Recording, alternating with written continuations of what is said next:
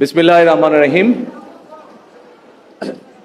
বাংলাদেশের মহান স্বাধীনতা জাতীয় দিবস 2026 উপলক্ষে বিএনপি আয়োজিত আজকের এই অনুষ্ঠানের সম্মানিত সভাপতি, আজকের এই অনুষ্ঠানে উপস্থিত স্বাধীনতা যুদ্ধে অংশগ্রহণকারী বীর মুক্তিযোদ্ধাগণ,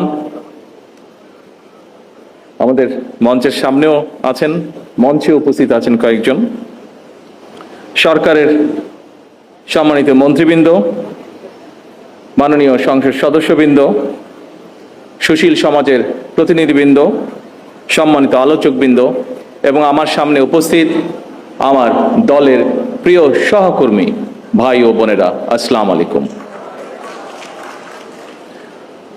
আমি শুরুতেই 1971 সালের মহান মুক্তিযুদ্ধের সকল শহীদদের প্রতি গভীর শ্রদ্ধা জানাই।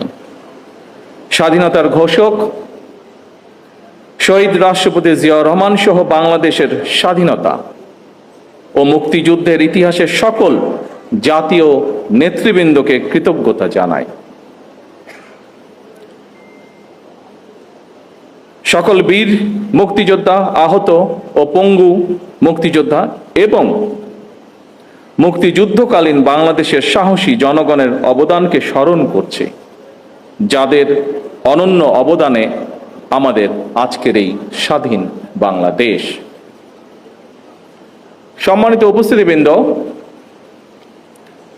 সাধারণত এর আগেও যখন 26শে মার্চ, 16 ডিসেম্বর বা এই ধরনের ঐতিহাসিক দিনগুলোর আলোচনা সভা অনুষ্ঠিত হয়েছে, এর আগেও আমি দু একবার একটি কথা আপনাদের সামনে বলেছিলাম।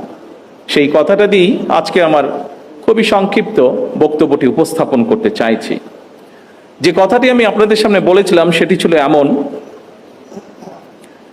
সেটি হলো, অতীত নিয়ে সবসময় পড়ে থাকলে এক চোখ অন্ধ, আর অতীতকে যদি আমরা ভুলে যাই তাহলে আমাদের দু চোখই অন্ধ।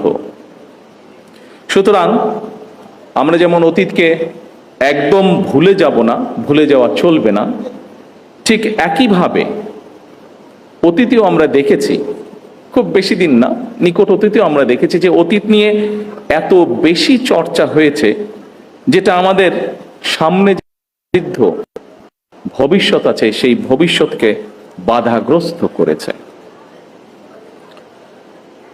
সম্মানিত উপস্থিতিবৃন্দ, এখানে আলোচকবৃন্দ কয়েকজনই তাদের বক্তব্যে বলেছেন, বাংলাদেশের ইতিহাসের সবচেয়ে গৌরবজনক